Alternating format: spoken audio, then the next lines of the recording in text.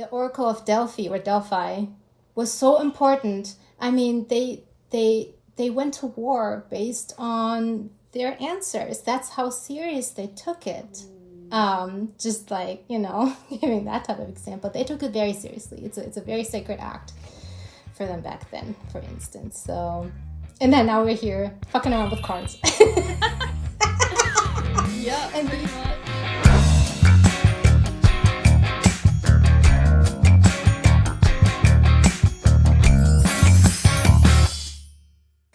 Welcome to Throw It in the Cauldron. My name is Melissa, and this is a podcast where Kajal, Tallwin, and I throw everything we're learning and experiencing on our occult journeys into a melting pot of ideas. So if you are like us and are in the process of figuring out how to apply what you're learning to the when, where, and who you are, then we welcome you to come along with us and throw it in the cauldron. And I want to take a quick beat, if you guys are up to it, to talk about more of the goals that we have for this podcast, or the reason we're doing it in the first place. For me, and I think I could speak for all of us when I say this, is that we're at a point in our practices where we're experimenting, trying to synthesize, and frankly, just changing our minds a lot. And so one of my goals is that hoping that people who find this and are experiencing some of those similar things feel seen. And then the other goal is I feel that you see the final product a lot. You see people who have been in their practices a really long time, and it's difficult, and a lot is missing when you try to reverse engineer how people got to that point. So this podcast is about the origin stories, the mistakes, the course corrections, the uncertainties, the turning points that happen. And so this podcast isn't about answers or how-tos. It's a look at the process and how it changes over time and how everyone's path is different. And it's a nod to the mystery of not knowing. And it's respecting your own process enough to talk about it and your own questions enough to answer them. So that's my nutshell of my goals for this podcast. I don't know if you have anything to add. Yeah, I think you really hit the nail on the head. Absolutely. I don't think I can say that any better. That Perfect. was beautiful. That was beautiful. No, that's the core value here. Yeah, core values. I agree. Okay, so I think Tallman was going to introduce our episode today. Ooh. So since we're on our third episode and we talked about our origin stories, of how our group came to be, of how we met, and since it was basically rooted in connecting through tarot and practicing tarot, because we didn't really know how to do this properly, especially alone as a beginner, can be really challenging at times. So since we touched on that in our last episode, we thought it would be fun now to talk about tarot, oracle cards, any type of divination, but I think the focus will be mainly tarot because this is how we initially connected. So yeah, we're going to talk about that. And I thought it would be fun to just open this episode with an oracle pull from my very first oracle deck that I got, which is the Moonology Oracle card by Yasmin Boland. I really like the imagery of it. It has some beautiful watercolor imagery.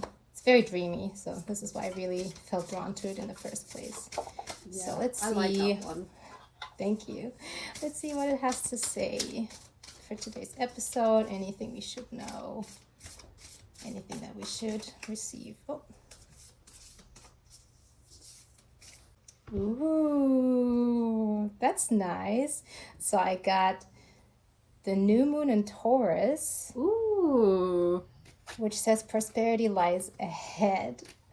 This is amazing. Okay. I like that for this episode. Yes. That's kind of fitting. So just to have a quick not summary, but just like an overview what it is. So this creator was basically taking all moon phases, the phases of the moon in each zodiac, and specific phases like waxing, waning, and even the special moons like blue moons, and created some decks around it, and has like a beautiful description of each of the cards that you're pulling. I think we will be talking about the differences between tarot and oracle cards later on, but yeah, it's this oracle card deck has more of a defined description of each card. So let me just find that. Okay, New Moon and Taurus. So prosperity lies ahead. This card will often come up when you're inquiring about financial matter or when you're doubting your self-worth. The card suggests you can have what you want, including material things, but you must believe in yourself. This comes down to the laws of attraction. Value yourself and others will value you too. You can create abundance. Taurus is associated with luxurious Venus, and this card holds the new moon energy. So now is a good time to make a 12-month financial plan. This is perfect since we are recording this at the beginning-ish still of the year, so that's cool. Mm-hmm. This card can also signal the start of a new relationship or sexier times. If you've been wrestling with something for a long time, the new moon in sturdy Taurus is a sign not to give up just yet. And then she gives some motto or affirmations like attune to the moon, get or give a massage, healthy body, healthy mind. And then she gives some additional meanings for the card. You will soon be able to afford the thing you're dreaming of. Or getting clear on what you value most will help you find peace. Or take some time out to pamper yourself. I mean, luxurious Taurus, yeah. And Venus energy. Or start a standing order to a savings account, no matter how small. So basically, now is the perfect time. And then the last paragraph is the teaching of this card.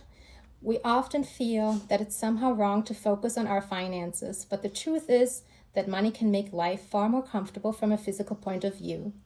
Taurus knows this, and the new moon in Taurus is the time to work your magic, to create the money you want, so you can have the creature comforts you want. Remember, though, that someone else is still wishing for what you already have. So that's it for this new moon in Taurus. I like that. That aspect of values definitely spoke to me. Yeah.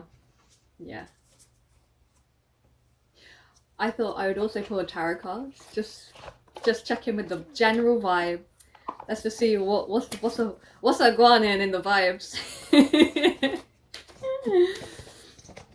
And I'm using my like OG tarot deck that I haven't used in ages, and I've actually been inspired to pull it back out, so I like gave it a little refresh the other day, just in time.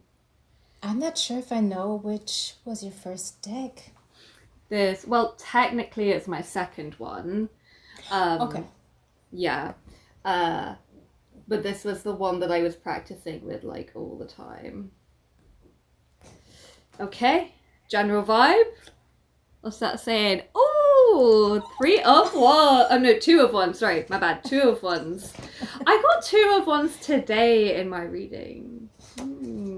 You're aligned with the vibes today. I am aligned with the vibes today. To me, this is a card of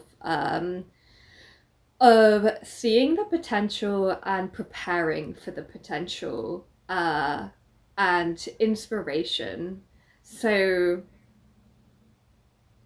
there's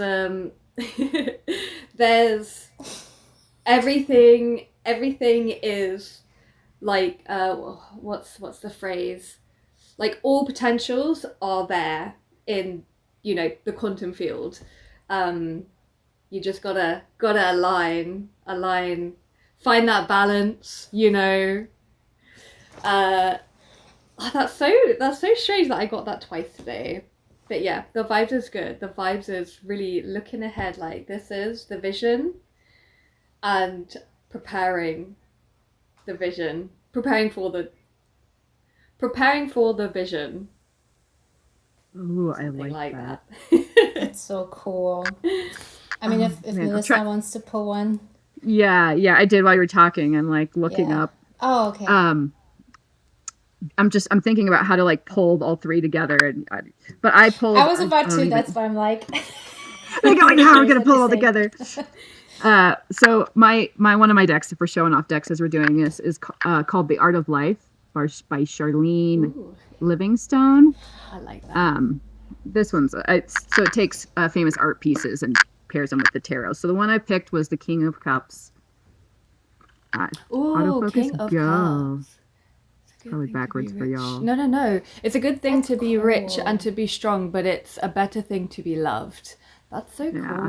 cool. So if Taurus, if the moon in Taurus is about your financial situations, then this is talking about your being, well-rounded in your emotional, creative, unconscious, and then Caudals is about the potential of all of those things and how you make them happen. So I love that, because I was thinking something similar, because it's almost like Kato's card was like, okay, this is, again, you're making the plans, it's like the visionary card, what your ideas that you put to paper and brainstorm and see where the bigger picture may lead you. And then the Taurus card is like, okay, this is how you now take the action, how to achieve that, and really put in the steps and figure out what to do next, and just have like really a solid plan in place. With that in mind. And then your card is like, okay, and then, but also don't forget, balance it out a little bit with like the King of, what was it, Cups, right? King of Cups, yeah. The King of Cups card, just balance like that those logical, actionable steps with some, I guess, emotional intelligence, and keep that in balance. That's really cool. I do have a quick question about the images. Is that from the same artist that they're pulling from, or is that a collection of multiple different ones? It's just famous artists. So it'd be a Picasso, it would be a Monet, it would be it's just all the really famous art pieces that you see, and they put them into a tarot. That's so cool. That's really cool. That's interesting. Yeah. Okay, I have not heard of that. Yeah, because it's like looking at all of the archetypes and representations of life and journey from the tarot and finding it in famous pieces of art. That is so cool. Yeah, I can see that's also just having like more of a, like, once you really understand the tarot, or like have some experience with the Rider-Waite-Smith system, that you can pull like really intuitively now from that. Since I mean, Picasso, for instance, very expressionist, right? And abstract at times. That's really cool. That's a very interesting approach. I like that. Yeah, because you can pull so much from art anyway, and then just the symbolism there. So, where should we start on like our journey through the tarot? Just to kind of get into this episode, so I just wanted to talk about the experience with tarot that I had before even coming into the space and practice of it. Because I didn't really understand a whole lot about tarot before I really looked into learning and practicing. I thought it was silly. Like, I'll be honest. I thought it was a silly game. Or, I don't know, people are just like, almost in the sense of like Yu-Gi-Oh style, and I summon you, the high priestess. Like, I don't know, like, I just didn't understand it. That's so funny. Because, like, I don't know if people like remember or even know about that, but like in the 2000s, early mid 2000s, like Yu-Gi-Oh was like such a big thing. It's an animation, it's an anime, it's a show about cards and fighting and all that fun stuff with monsters. I loved it. And that just kind of sparked some merge and actual playing cards around that show. And so this is just when I saw this, and then people posting some stuff about tarot online and their spreads or decks or whatever, and I thought, oh, this is something like that. So I just didn't even understand what it was for. And I thought it was pretty nerdy. That was my first understanding of it, not knowing anything about it. But then I had a very humbling, very interesting and surprising encounter with it, was when I went through a horrible breakup, my second very serious relationship, and I broke up with my ex-boyfriend in, 2012, I think, ish, in that time. It was painful, just straight up one of the most painful things I've been going through. And in my heartbreak, I was more outgoing. I visited friends. I went out, and then I said like, "Hey, I'm gonna visit you." A friend of mine who moved to Cologne back in the day, so I got a ride. I went to Cologne. I met her.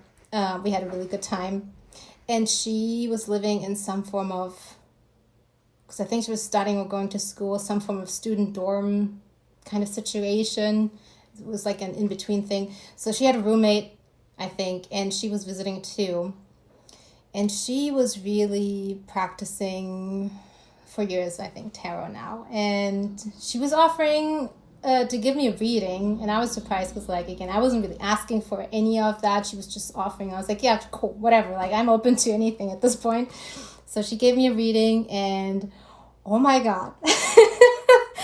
That was a humbling experience, because she just laid down the cards. I think what I remember was like the Lover's card and the Three of Swords and like some more in the spread. And then I had not even any clue about what that meant. And I was just about to take in the images she put down. And then she already like spun the story of like, oh my gosh, she was going through like hardship and like a heartbreak, and like spinning the entire story to the point where it's like, dude, did you tell her about the entire story that I've been going through? And she was like, no, I don't tell anyone about your shit, like no one knew about it, because she was telling me so many details and things where I was like, God, she must have said something to her. Like, really, I was shook, because I thought she was just telling her all about my business. I was like about to get mad a little bit, but she was like, no, I swear I didn't tell her anything.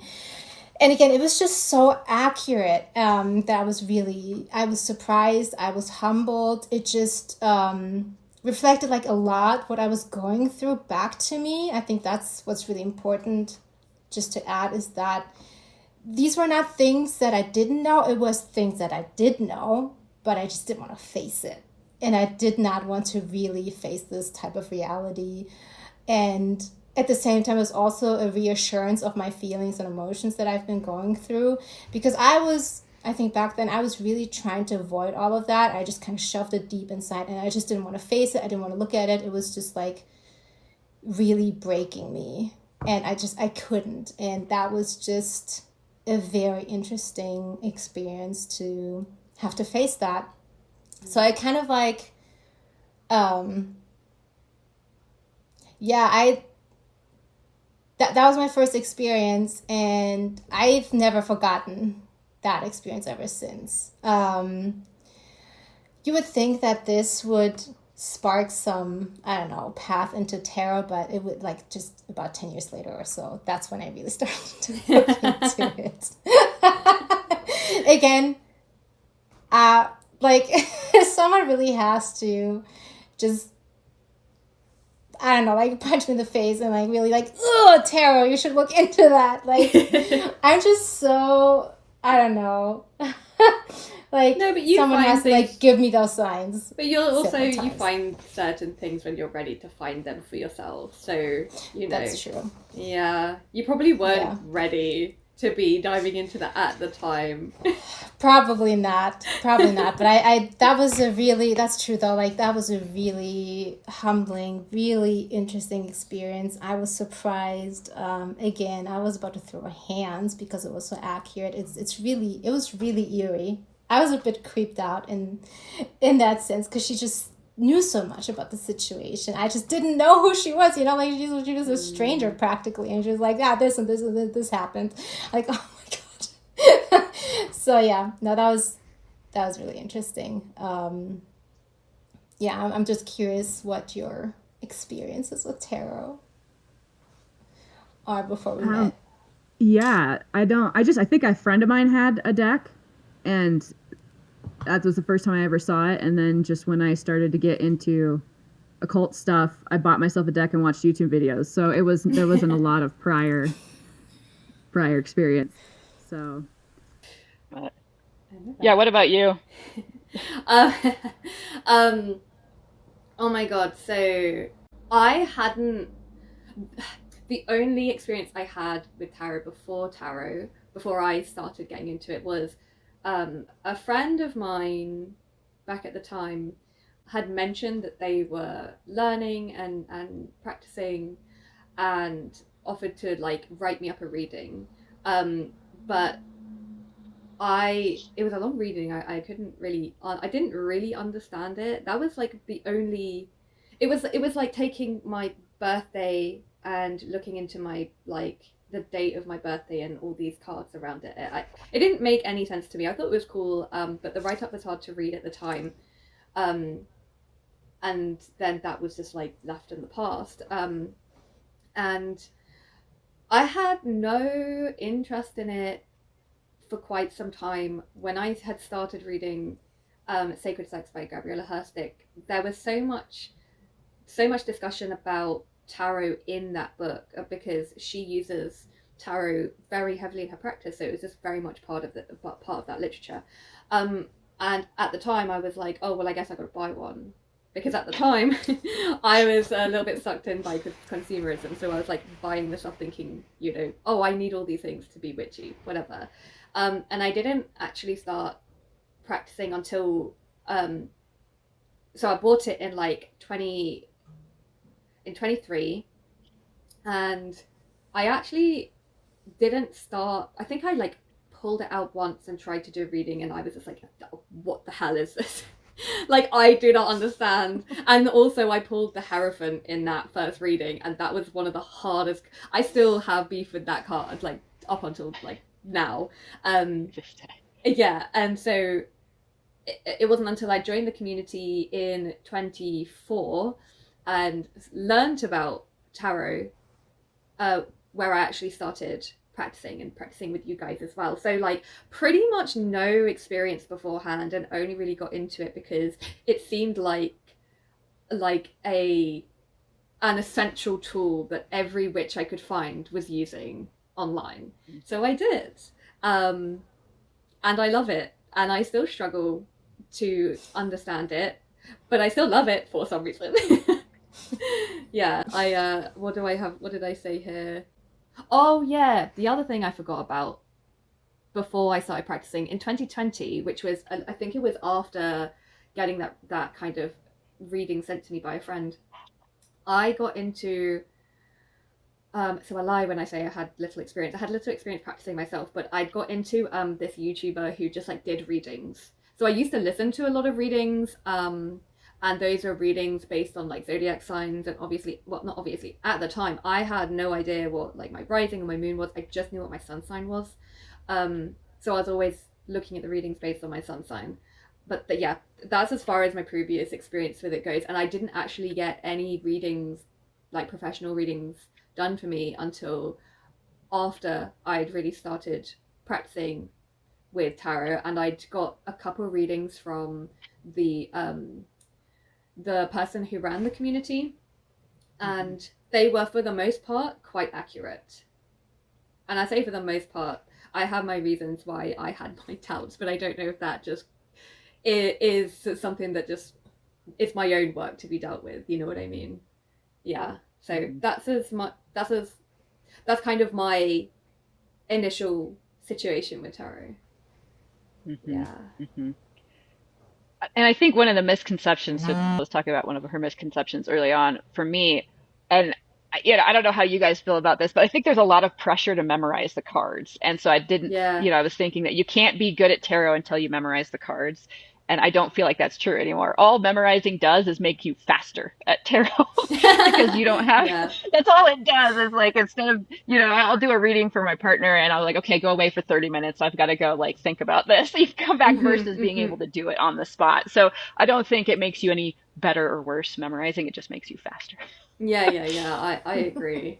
Because still, like with the court cards, I really have to contemplate them to kind of feel into like what aspect is this representing in the context of this, because for the majority of the time I don't really see the court cards representing people in the readings that I do, that being for myself and the few people that I do read for when I do.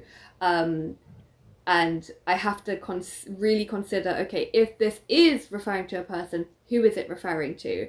And the only time I was like, yeah, okay, that could refer to people, it was about the Queen of Pentacles, and that is a card that's very much like the mother, like the earth mother, like the great mother. And at the time, my friend was having some. Not only is she a mum herself, she was having a lot of issues with like the mother figures in her life being her own mum and her stepmom. I was like, yeah, I mean, we can definitely see mother energy here. And just because it's upright doesn't mean that you can't also look into like the low expressions of this archetype. So yeah, court cards, the bane of my life. I know. Yeah, it is, but also not though. I agree with that, because I do have also some issues with the court cards at times. It's tricky. It's really tricky for me as well. And I wanted to say something about what Melissa said in terms of the memorizing. So I kind of agree. It's like a yes and no for me, just purely because of how I learn in general. I think that's really good to know how you learn, just your learning style. Once you understand how you learn, then you can approach it similarly in that way that just speaks to your learning ability or skills. And the way how I learn is by researching, reading up on a lot of things, and then kind of like memorizing almost like a category of these things. It's almost like a filing cabinet in my head where I built an internal library system within me. And then when you that's the learning, studying part of tarot for me.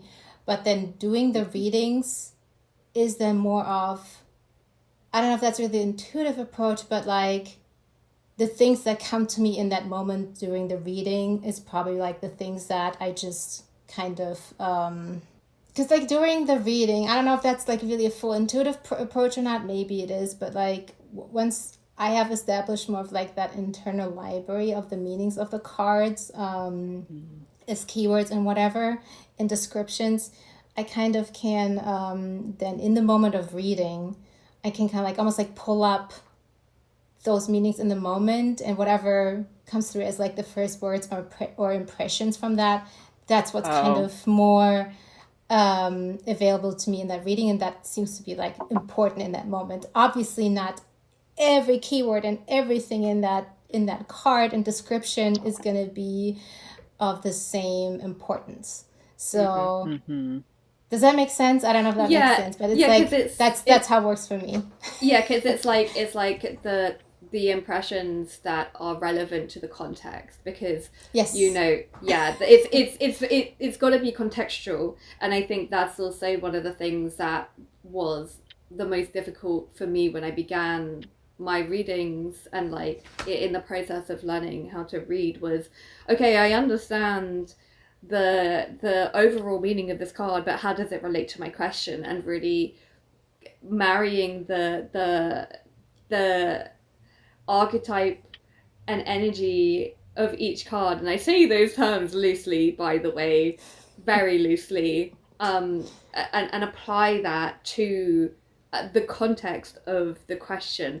And so, I feel like we're going to reference this a lot, but you know that meme of like the person thinking, and then you've got like all the maths equations in the back, and that's what it feels like most of the time when I'm like reading, especially for myself. Well, the person I read for the most is myself. But yeah, so Yeah, I know what you mean. That that context and what comes up first is usually what needs to come up first, and then also what comes up first can then segue into how it relates to other aspects of that card. And yeah, it ends up being a rabbit hole, which is cool. Yeah. Yeah, like tapping into that, like keeping yourself out of your head and keeping yourself in your intuition. So I guess if you're having to read up what meanings are, is keep that in mind, as you're reading, it's the things that are like catching your attention. You're not trying to take on like all the water from the fire hydrant. You're trying to pick up on the stuff that's like making like catching your interest or getting that intuitive hit. And also when you're looking at the meanings or the guidebooks, and then you're like, do you know how many times I'll like read the guidebook and be like, yeah, well, I disagree with that interpretation so many times, and I'm like, I just don't, that isn't an interpretation that I believe is true, but that's me personally, and I also have to put my biases and my opinion aside sometimes and be like, cool, I have my bias, I have my opinion, I have my insight, that's theirs. Okay, cool, you know, I can take that with perspective, and allow myself to develop my own personal understanding, because that is at the core of it, really, when you get past the, okay, this is what these generally mean. But yeah, I so often, and I'm like, okay, if I look at the guidebook, the things that pop out it like straight away, where I'm like, that relates to what I'm saying, but that doesn't, and I don't agree. And if I'm like, okay, this one I don't agree with that, so what is true for me in this moment with what I do understand about this card? So yeah, again, the maths equations all That is so interesting that you're saying that, because I just remembered, because this is so similar to what a channel from a guy named Joe Monteleone, I think was his name. I'll look it up later. But he's a tarot reader and helps people to break into tarot business if they want to do this more professionally. It's a fantastic channel, by the way. I personally love his vibe. Maybe it's too much for others, but I don't know. I just vibe with him. And he's so knowledgeable, but just kind of teaches that in such a humorous, light way. I love that. Because at times it can get dry-ish sometimes from certain teachers, which is, it's totally fine. It's just a different teaching style, and I really vibe with how he conveys the knowledge. He's so knowledgeable. And he said something in a video in the sense of that once you build your own tarot library, I think he literally said that your own inner tarot library, because the more you practice, the more you study, the more you will derive your own meanings from them, of course, within the context of the cards, but you will have your own definitions at some point, or your own meanings you derive from the cards and in context. So your personal meaning of the card will differ from the meanings of other people, but that's the point of it, because everyone will have their own unique library of the cards built up throughout time and practice. And I love that, because I've seen when other people have been interpreting certain cards, I'm like, oh, that's not how I would interpret that. But in that moment, since they're the reader, that's their interpretation, that's their correct interpretation. I will just have maybe a completely different opinion on that, but that's okay too. And I think that's what we should celebrate for sure, that we all have ultimately our own tarot meanings that we cultivate. It's very interesting. And the way how we read too. Yeah, the way you've read has changed so much too. Yeah. I don't even know how I'm reading at this point. Oh, don't- Yeah, I don't want to change subjects, but the way you like you were reading versus Tolwyn, the way that you where you were using more of the art instead of the like just the picture almost. You were almost using some of the you were explaining it one day of how you're just like, just look at the picture, it's a scary guy. Yeah. You know what? Because I remember having a conversation in the group about my struggle with my reading, because I get in my head really easily. I overthink things and I'm looking into things too deeply. And you'd said, Talwyn, you'd said, also try like just taking things at face value, like which way are they facing? How do they look? How are they relating to each other based on the position and the direction they're facing in the image? And that put an extra edge on my reading and really helped me to get a different access point into understanding what I was seeing, rather than, okay, what is the meaning of this card and what is the meaning of that card and how does it work together and what is this picture that it's building? And it's like, no, the picture's there, just don't think about it so hard. Which, It's like smoke coming out of your ears. Yeah, that's like, yeah, literally. It's so hard. Oh god. Yeah. Yeah. The stuck and overanalyzing this is it's a very common theme for me. Yeah. I didn't derive that on my own. I actually have, let me just grab that real quick, maybe I can find it now. I just wanted to plug real quick, since we're just talking about that right now, just the way of reading, the type of reading of taking the picture at face value as well, was from Camellia Elias. Sorry if I botched the name, but it's Marseille Tarot book. And she, it's really interesting because she's kind of going through the process of using the cards as cartomancy, the way how folks were reading forever, not by mystic symbolism or anything like that. It was really, this is a picture. You interpret the picture in the context of that. And also, Jason Miller has an Arcane audio called, I think, something tarot. Oh God, I forgot the name. I'll plug that. I'll find it for people who are interested in it. I know he's not the only one. It's just that these are the resources I came across that helped me very much in reading this way. And now I'm trying to combine knowing the symbolism, meanings, keywords of the cards, and also try to apply that to the pictures, the context, their order, like trying to put that together now. It's challenging, I'll say that. But yeah, thank you. I was that just reminded me of that, what you said, Kajal. Yeah, I don't know why they recommend people get Rider-Waite-Smith decks as your first deck. They're like the history book of tarot. They're ugly, they're uninspiring. Like the reason you like tarot is the cards are pretty. Get the ones that like are pretty and you like, and like don't that's personal beef, but yeah, get the ones that you like the pictures in. So that's because I think that's what's going to speak to you, is some of that art. You know what? That's so funny that you mentioned that, because I had kind of similar beef with it. At the beginning, I was like, these colours are just so dead. And then that's why I ended up getting another deck, a Rider-Waite-Smith deck that was just a bit more saturated.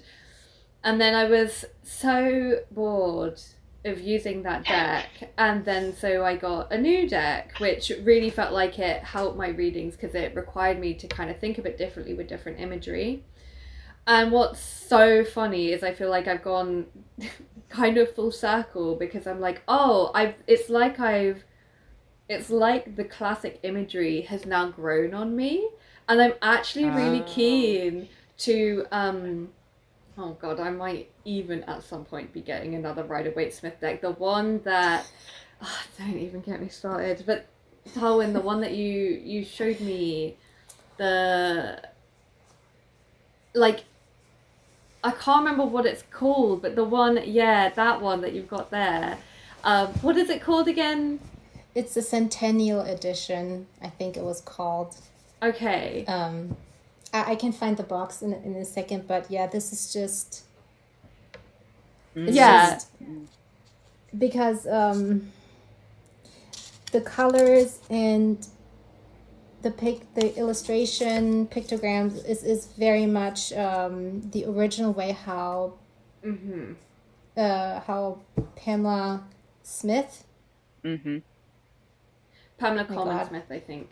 Yeah, Smith is Pamela definitely Coleman Smith. Smith. Because I was like, wait, there's something missing. Yeah, Pamela Coleman Smith, who is the illustrator for these cards she was commissioned with, and they got this centennial edition out to really use the original coloring of the images and the way how it was supposed to be depicted, like original, and it's really interesting because some of the details are slightly different, and the color yellow in there looks better than the other prints of other editions of that. That's why I didn't really like personally the Rider-Waite-Smith deck in the beginning, because the yellow was so odd to me.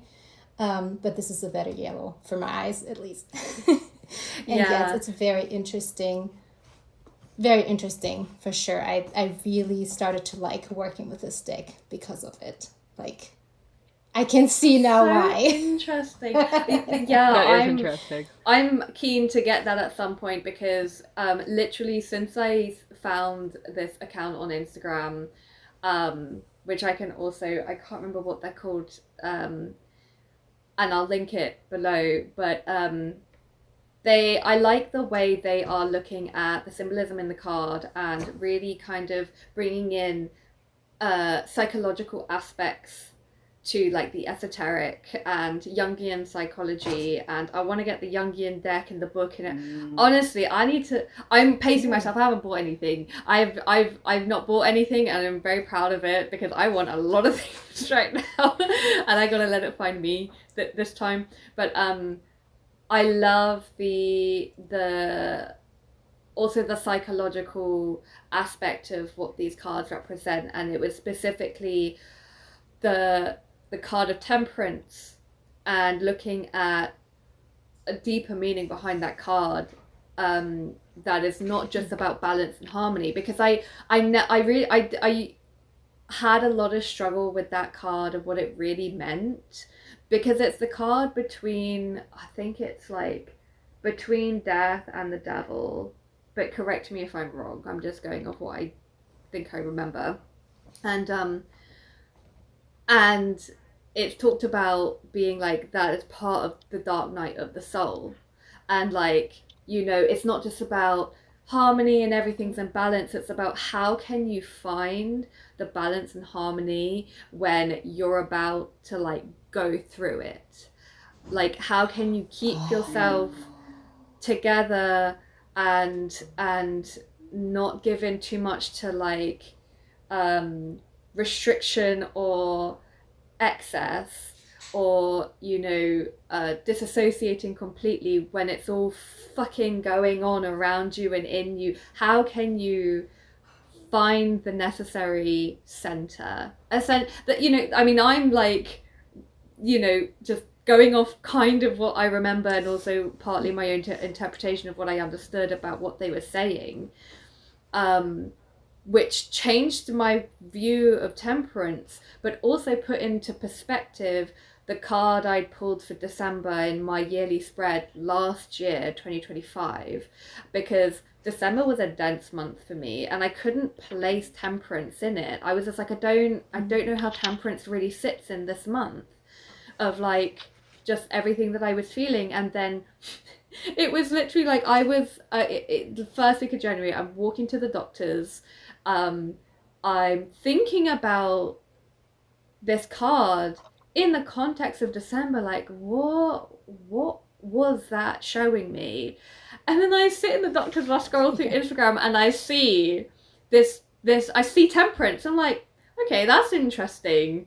And then I see this description, I'm like, oh, that makes so much sense about what I was feeling. Okay, cool. So, you know, click follow and, you know, learn a bit more from someone else. But yeah, it's I can't remember how I got here.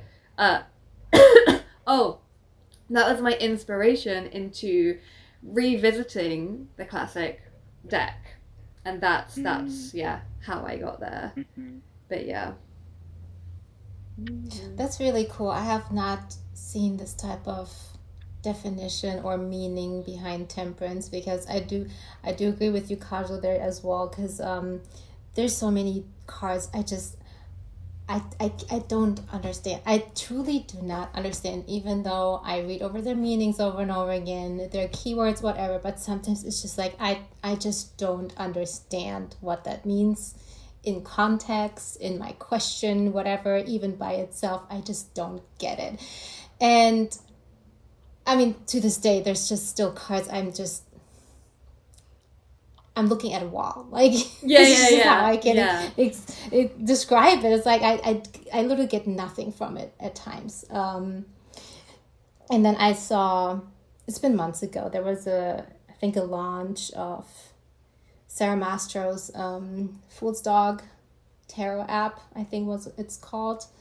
And at some point, that was really interesting what she said is that when you don't really understand the meaning of a certain card, sometimes just looking at other illustrators interpreting that card, like from different decks, and just compare that and see how they depict that, maybe what they write in their meanings, because then you just have like a different perspective from an artist and someone else's interpretation. Maybe that helps you a little bit more into understanding your own meaning from that. I found that very interesting. I haven't really done that yet, but I thought that was really interesting to maybe understand certain cards a little bit better through other people's That is dangerous advice to me. I'm just putting that out there. You're using that at your own discretion. Kajal heard she needs more decks. That's what she heard. She needs no, not your own deck. I mean, SARA MASTROS was plugging that through her tarot app itself, because she has like a lot of like, over 100 different artists on there. It's digital. Oh, that's but I think, okay. yeah, it's fantastic. But I think if you even just a very simple Google search and just seeing like some of other people's, decks. And what they say, I think that might be a really good start. Like, don't go out and buy hundreds of different decks. That makes Are you sure? so much. That's insane. I should have clarified. I mean, if you want to, you can. But I mean, just Google other people's meanings and look at their vision, because sometimes their visual interpretation will be different as well, and maybe you just get some more clarity around the meaning of the card. And some of the value of tarot reading to me is just the space it creates. So when I do reading, it's like no one is invited to that table but me. Not what other people's opinions are, not what can and can't happen. Like like the only person that's allowed there is me. And so there aren't, I don't take space to do that, to sit down and really think about how I'm feeling about situations. So even if I don't know what any of the cards, in the beginning, I didn't even know what any of the cards meant. Just making that space to have that conversation with myself was what I was getting most out of those tarot readings, was that space it created. I love that. Yeah. That's such a good point to make, honestly, because especially as a beginner, you just doubt yourself so much. And there's nothing wrong with asking other people's opinions. I do this all the time, for sure, just to get some more perspectives on that. But it should really not water down your own intuition, your own meaning from what you derive from this reading, for sure. And it's hard to trust yourself if you're not used to this. Yeah. But I was even talking about the outcome of the situation, or what you want. Basically, it's just not letting, well, how will this affect someone else, or how will other people perceive if I were to do this thing? Does that make sense? So it's not even just interpretations of cards, but it's the actual, what I'm wanting can't be influenced by. Especially if that's like looking at future potential. And like not whenever, but there have been times when I have mentioned to people that I practice, or maybe I've been seen practicing, because I'll just bring my cards to the coffee shop and pull them out and do a reading for myself, or do a reading with Zach, and and be really blasé about it. But that's also helped my confidence, and like, yeah, this is me being me. But people asking like about, you know, oh, do you read the future? What can you tell me about in my future? I'm like, yeah, I don't read the future. That is not what I do. I make it very clear if I'm doing a reading for anyone, or if anyone asks me, nope, the future is not involved with this. The most you can say about the future is a potential possibility, and that is potential and possible, but that is not definite, and everyone has free will, and the future is always unknown. Like, we are always in the present. We are always in the present.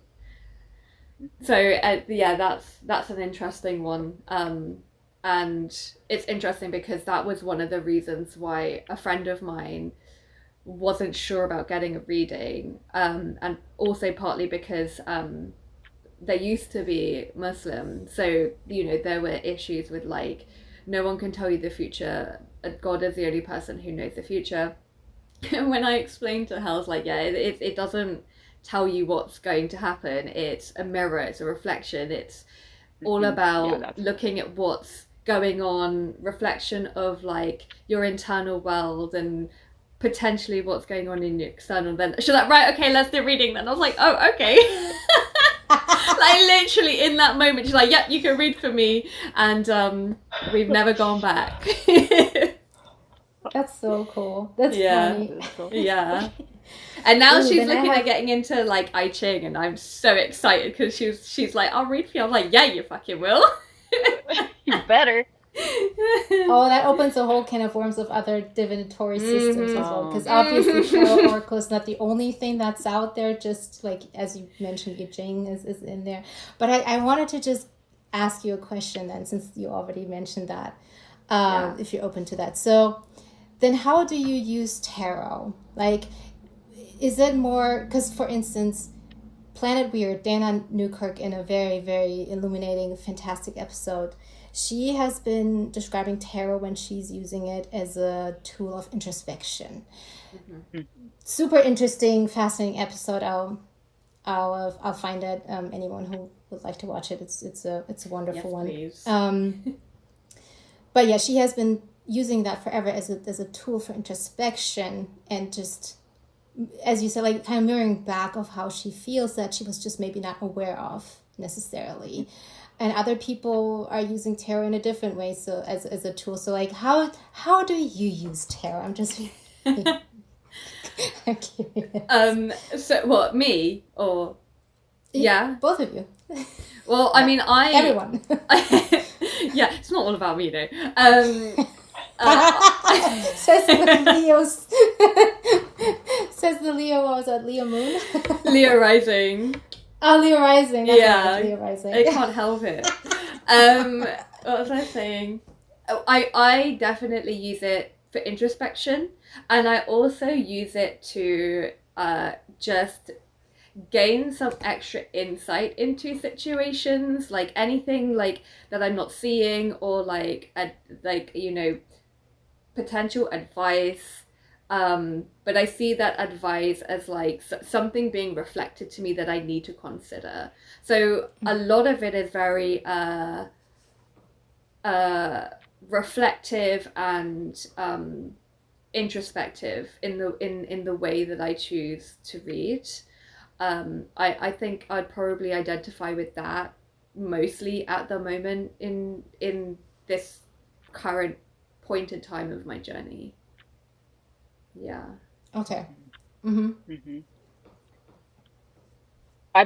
gonna lead the conversation somewhere else, so you should go, Tallwin, and say first. But you have to say too. My thought you is have to answer the Okay. Introspection. That's mine. Mirroring and introspection. Fair enough. Hey, if you have a hot take, I want to hear about this now, Melissa. Well, it's not a hot take. It's a story. Okay, we're going there. So this was something that happened. I sat down with my tarot cards, and I was like, okay, we're gonna pretend that like this is all real. Like there is something out there that's communicating with me through these cards, and they're gonna give me my answer. Like what? Like clear, concise. You know, I'm going to be able to understand it, and whatever I ask, they're all knowing. They're going to be able to tell me exactly what I like. Just pretend like this is like what do I want to ask this all-knowing, these spirits that are going to communicate through these cards? And I'm sitting there and like I couldn't think of a single question that was important enough. So, like everything just seemed really mundane. Like, like nothing. I was like, well, everything is going to work out and it's going to, like there wasn't anything. It was all immaterial. Like I couldn't think of a single question I would ask this thing. So I don't know. So ever since that, my tarot has changed. In a way, I can't even really describe that. I'm more comfortable asking really mundane questions with it, I guess. But ever since that, when I sat down and kind of, you know, this is why I love Wait, these did conversations. It intimidate you? That's amazing. I have not heard of this perspective before, I think. So how did you get to that point? And like, did it intimidate you since you took over this type of perspective? Well, it's not. It just was like a one-time thing that I just kind of pretended that anything I asked really was being answered and really like it was real. Like it really was real. And I just realized that not. I don't know. Like, just I quit taking myself so seriously. I don't know. I don't know. I don't know where I'm going with this. I'll be honest, I feel like that is advice I needed to hear today. I'm not joking. That is advice I needed to hear today.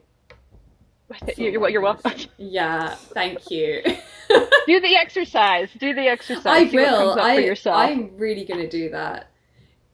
Yeah. So wait, you just sat down and said, okay, it's all real.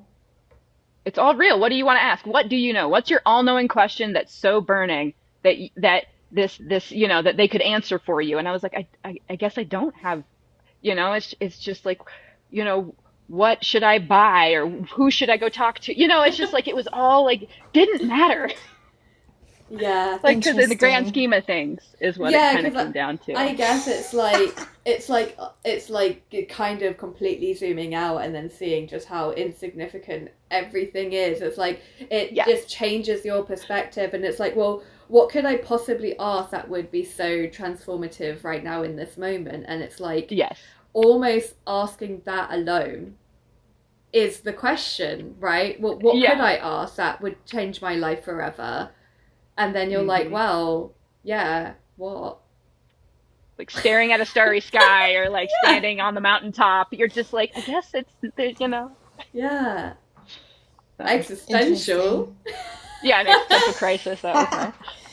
Wow. I think it's the opposite, almost the opposite for me, though, because I think we as people in humanity are just a species who just want to know we're explorers by default. I think it's our nature to be curious and to want to know and be on that voyage. And I mean, that's so interesting that you have that perspective, because I do want to know everything. But I guess at the same time, it's like, I know that knowing too much can be also a block for me, though. Like for me personally, I do understand that sometimes knowing too much and I get into this over-analyzing and state where I just don't start then. The first step is the problem for me. So I personally have to balance out how much do I really want to know that it's helpful and not being a hindrance at this point. So this is what I personally have to balance out for myself. It's very interesting though, because like, I mean, back then in ancient Greece, for instance, just to butcher some history that I have not looked into in a very long time, but I mean, the Oracle of Delphi was so important. I mean, they went to war based on their answers. That's how serious they took it. Just like, giving that type of example, they took it very seriously. It's a very sacred act for them back then, for instance. So, and then now we're here fucking around with cards. Yeah, and pretty much. They went to war based on those answers. Can you imagine if we give a reading and then they just like, and I'm gonna mess him up for this now, like whoa. The chicken bone landed the wrong direction. Oh my goodness. I mean, there's enough chaos as it is. How much do you guys actually practice these days? Like, are you in the middle of a break? Are you That's a good question. Practicing a bunch? Less? More? I feel like I'm in a lull. I feel like I'm in a break period, Yeah. personally, I but I feel like, so I go through my lulls, and it's so funny, because they have often happened. I've often taken a break during Mercury retrogrades, and then there's always me being like, I don't feel the astrology, I don't know what's going on, how does it relate to me? And then I'm there in the Mercury retrograde, like, my readings don't make sense. I'm like, I need to take a break. And it like, since I started, I don't know, about two Mercury, it started about 3 Mercury retrogrades in, they're on that third Life is one. marked every victory record. But I don't think I noticed it in the first few, but there was like the third one, or the second or third one, and it just so happened that in that one I was just really struggling in my readings, and I was like, you know what, I'm just going to take a break, because I think I'm just getting obsessive about this. I'm going around in circles.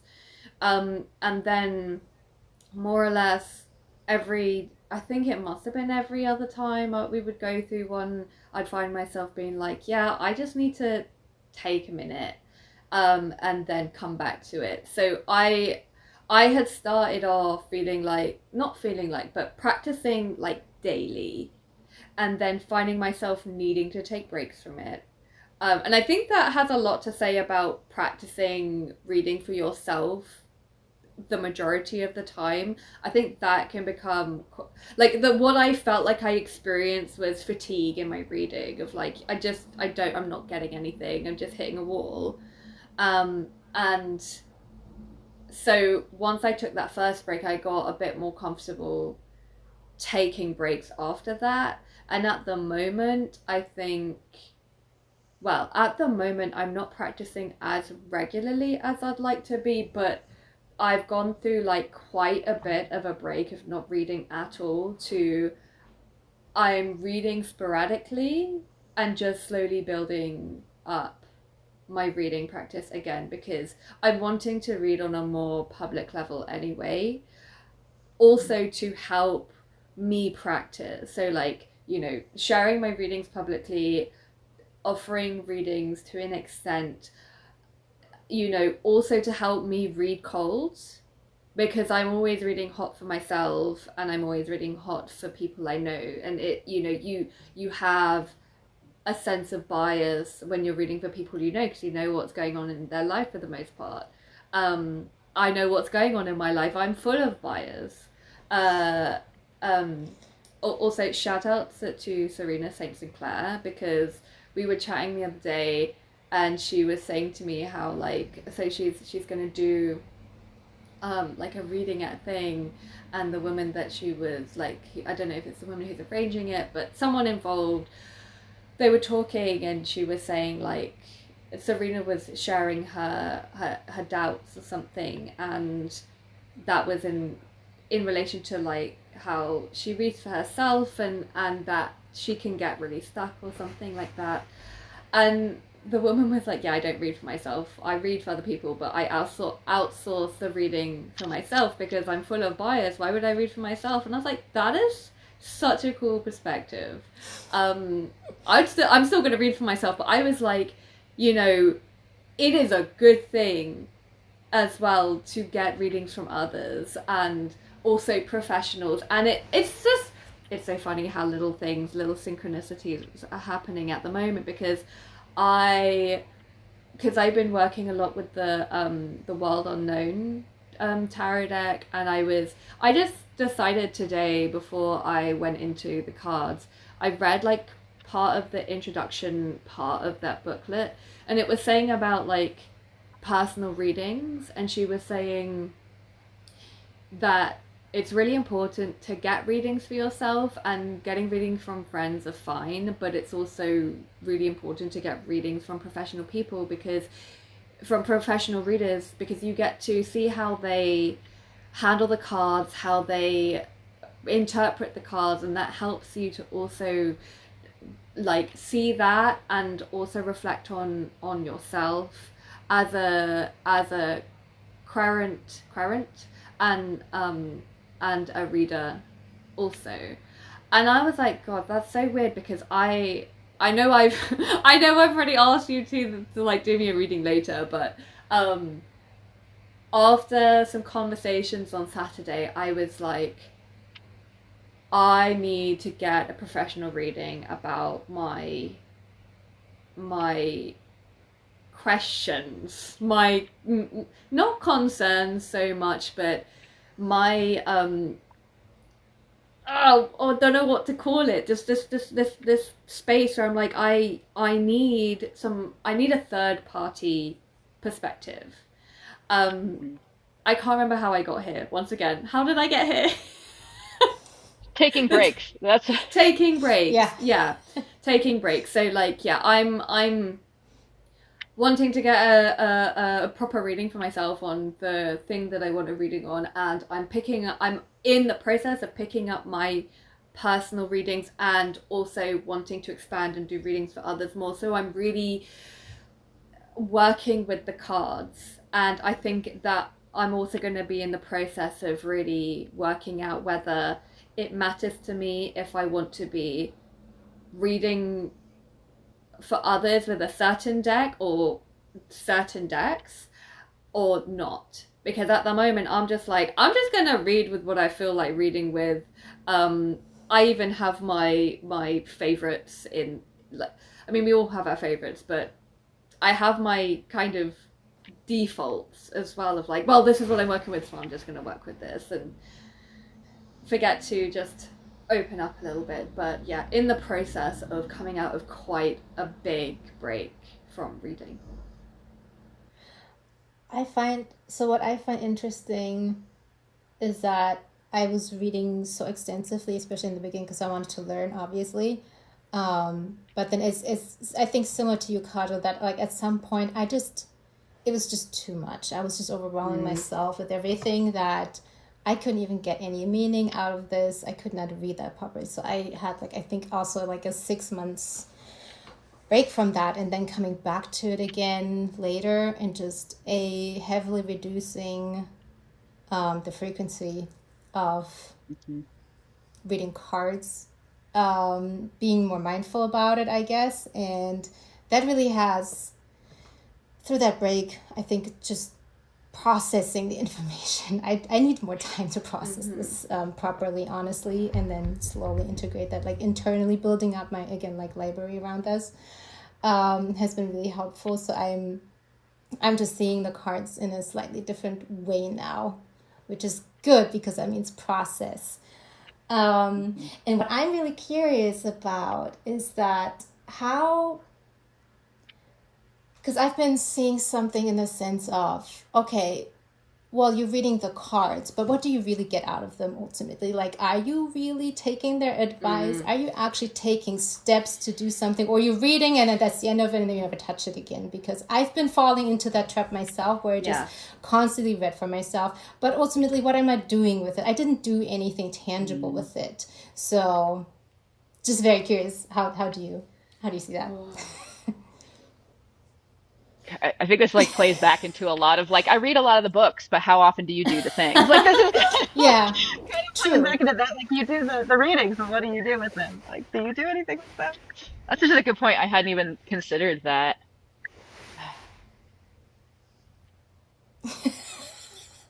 A security blanket that that either confirmed or denied what I was feeling, and I don't know. It's like talking with someone. Maybe it just gives me a sense of being more settled in whatever I'm feeling.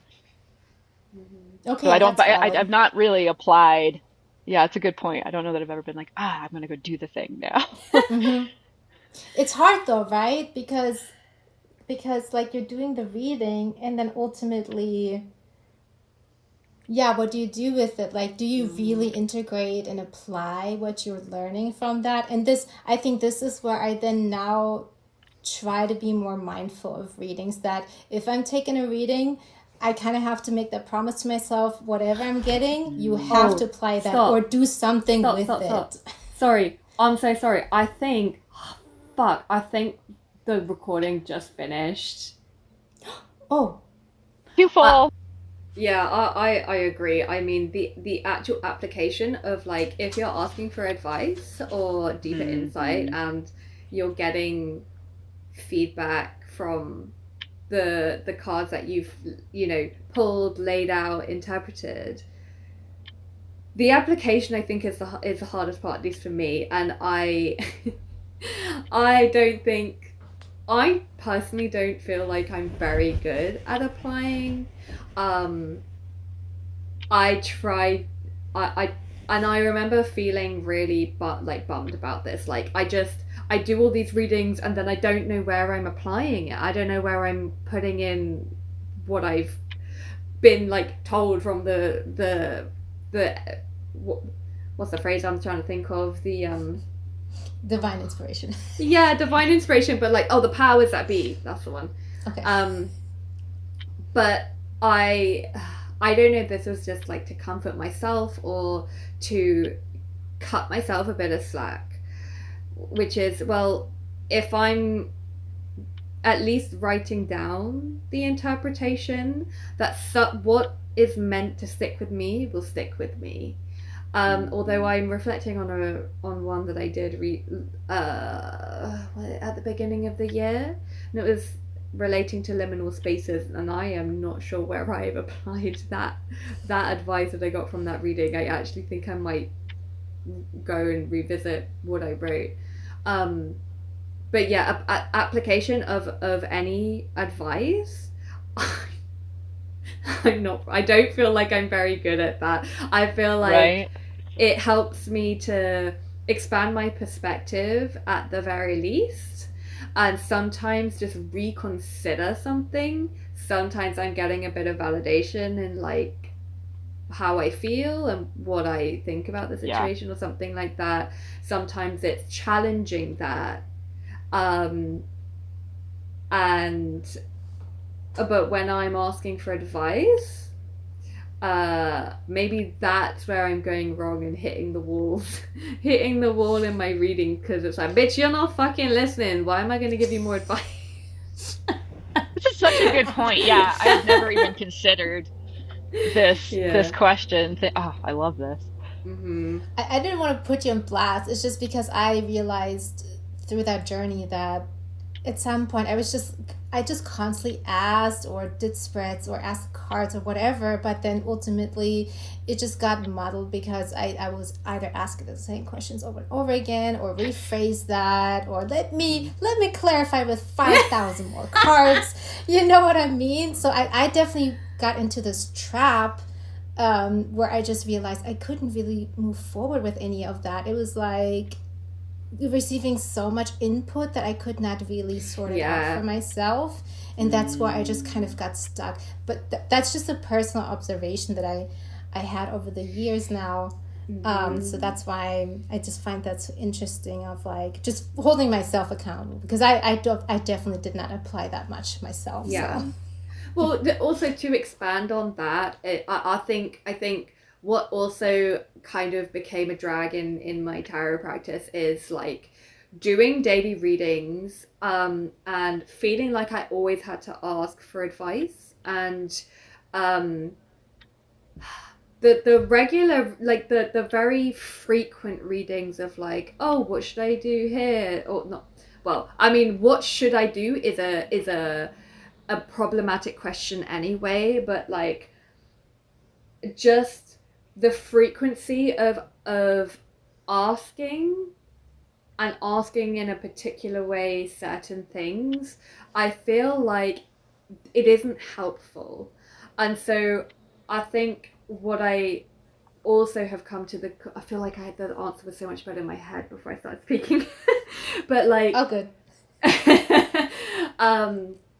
I feel like doing those regular readings for myself, it was what was also hindering me. So I feel like when I have a pressing query, and then I go to the cards with a pressing query, I'm more likely to really gain insight on how I can move forward with something, or like where I need to change my perspective. So I think it's not just what you're asking is extremely important, but how you approach the practice is just as important. Because if you're asking really good questions every single day, that's overwhelming for your system to be able to take any advice, let alone some really good advice one day that you forgot to take the week later. But if you're asking every single day, like, you're bound to hit a wall at some point.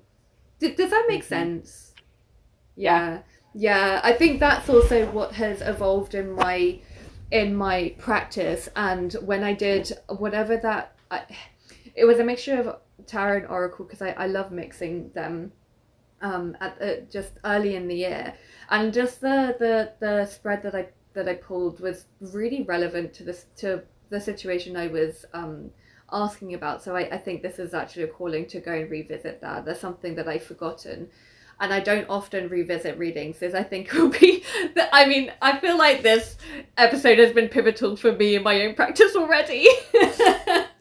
And like, with some things that I have queries on from conversations I've had, and a path I want to explore in my practice, it's weighing heavily on me right now, and that's why I want to do some divination around it and get a reading. But this feels pressing, so I'm like, I kind of set up to do a reading when we went to the coffee shop this morning, as we do every Monday, and I was like, these cards feel like they're speaking to me, but I can't get a reading on them because I'm not actually in the setup I need to be to do this particular reading. I need to set up myself, no distractions whatsoever, just me, sit down with the fucking universe and be like, right, show me what I really need to know here, because the steps that I would like may possibly be taking are no joke. If I'm going to do this, like, I want to commit wholeheartedly, but I need to make sure that I am committing to something that is going to truly serve me, and that I'm not going to be boxed into something. So yeah, it's not like, oh, what should I do about my job? Unless you're in a situation where you're like, what the fuck do I do about this, because I am miserable. And I did readings around my last job and what to do, and they were kind of telling me like, bitch, like, this is not for you. Like, the time has passed, you need to move on. And lo and behold, I moved on.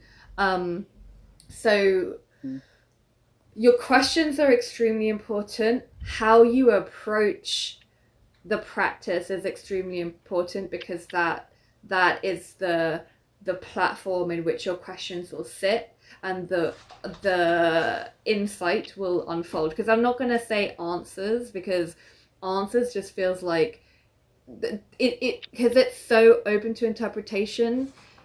It's insight into a greater situation, question, whatever, that you have to bring in a lot of discernment about what is really serving you. So that's my piece on that. I would just like my to comment on that. Because as you said that, I've heard that somewhere, completely forgot where, but it was something in the sense of like, the question itself is half of the reading already, and how you ask it is really, really important. Yes. So I just wanted to add that, because that's exactly that. So this is part of what spoke to me today.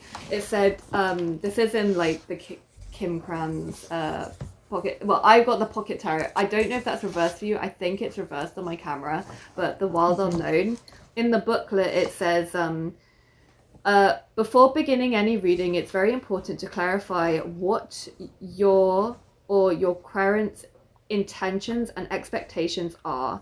To get the ball rolling, ask, what do you want to know, and why do you want to know it? And so just getting really clear, not only on your question, but like why you want to know. And it makes sense. You've got a question, refine what the question is, because how you ask that question is so important.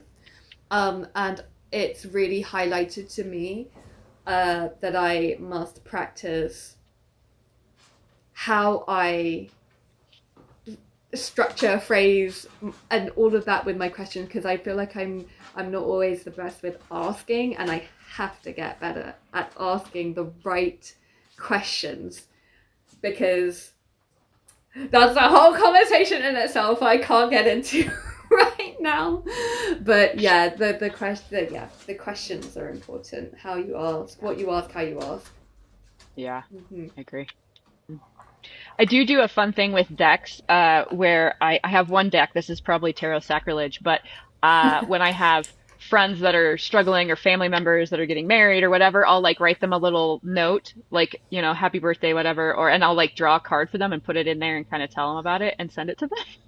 Oh, And they can put it I on their love fridge. that. So it's kind of like a way to like share a little bit of me with them without it getting too like woo on them. So it's kind of like a well wish. I love that. I think Yeah, that's it's so fun. sweet. That is Yeah, such a creative way to spread tarot wisdom, I yeah. guess. That's really Just like cool. It's, happy birthday. it's Here's personal. your Yeah. nine of wands or whatever. Oh, that's so cool. You want to wrap up with if you were, this is my question, if you were to design a deck, what would the theme be? I think I would do mine would be like a medicinal herbs deck. I think I would want to try to do Yeah, and I link would that somehow. I don't even know how that would work, but something to do with plants. So Yep, I would 100% get that one. yeah. And I'm at least one buyer, one person. That fits your path so well, though. I feel like that's such Right. a great reflection of you, for sure. Right. Good way to learn the stuff anyway. So Mhm. Oh, yeah, I'll definitely get that, because... yeah.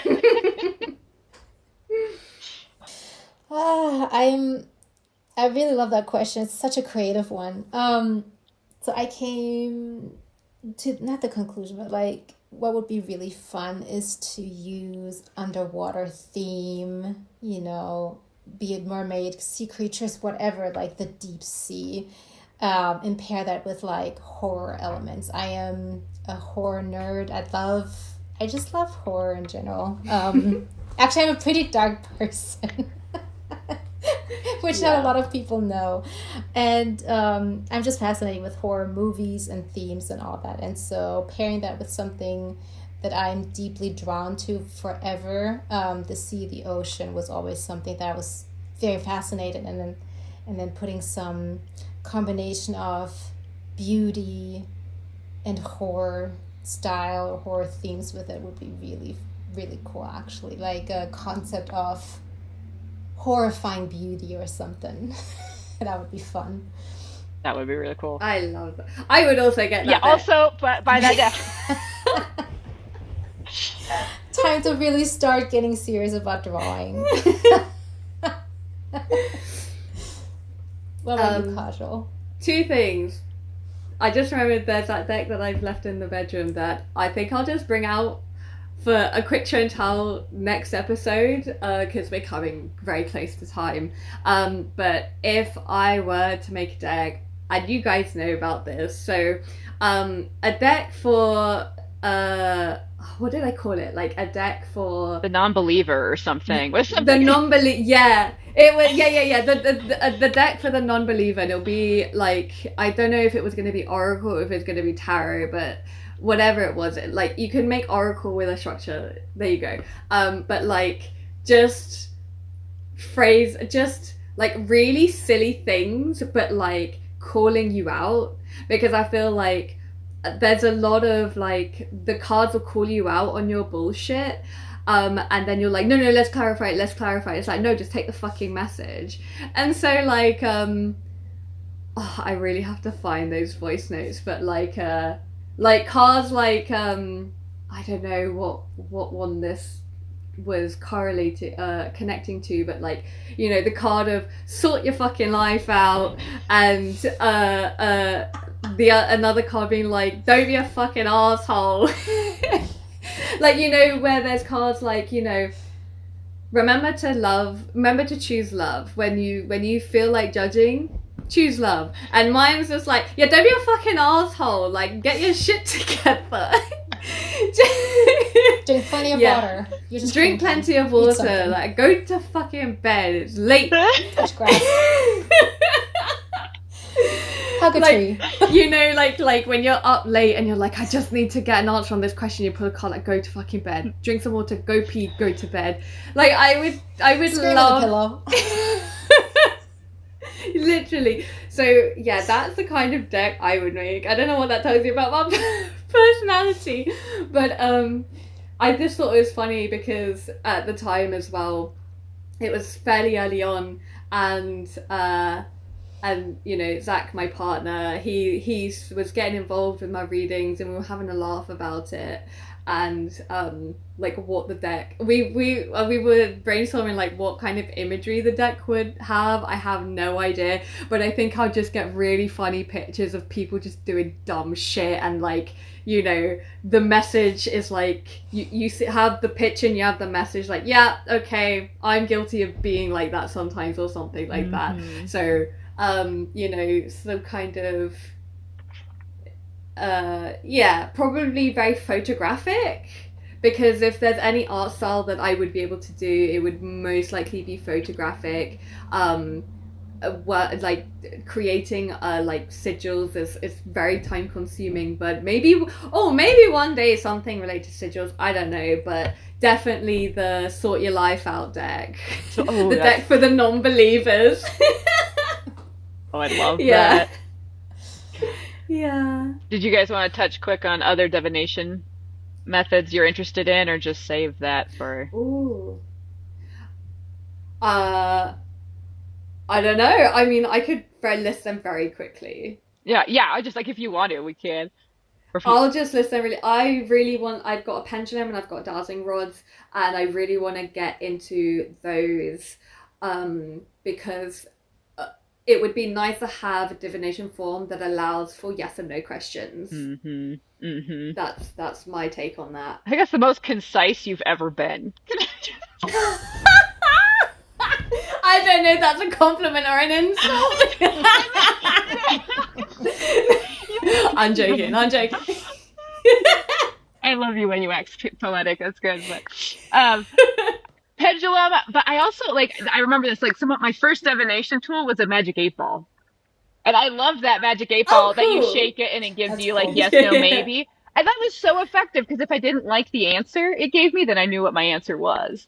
So I need to get me one of those again. It was super effective. So random, but it kind of reminds me, since you said magic 8-ball, it reminds me of the SpongeBob episode. That's how old I am.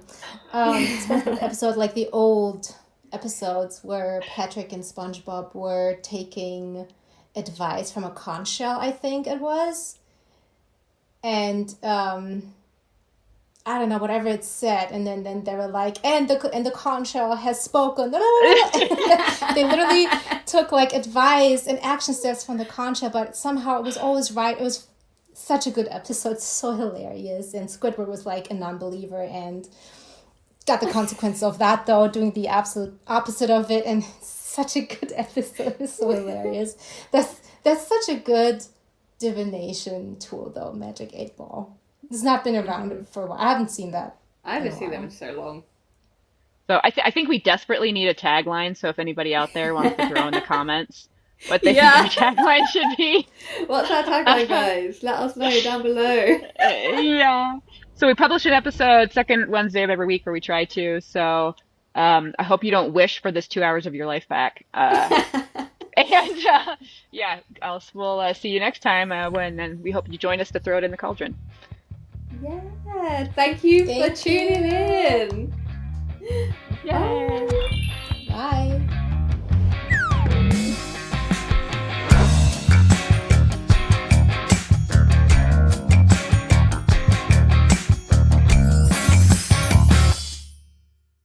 I'm remembering an instance where I was really mad at my partner, and I was like, I'm going to draw 5 tarot cards. And the tarot cards basically said, you know, you love him, you're making a big deal out of nothing, and you just need to let it go because it,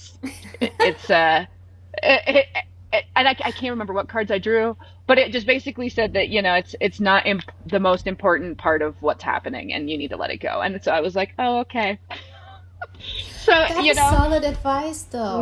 right. I think it was the most clear advice I'd ever gotten from my tarot, actually.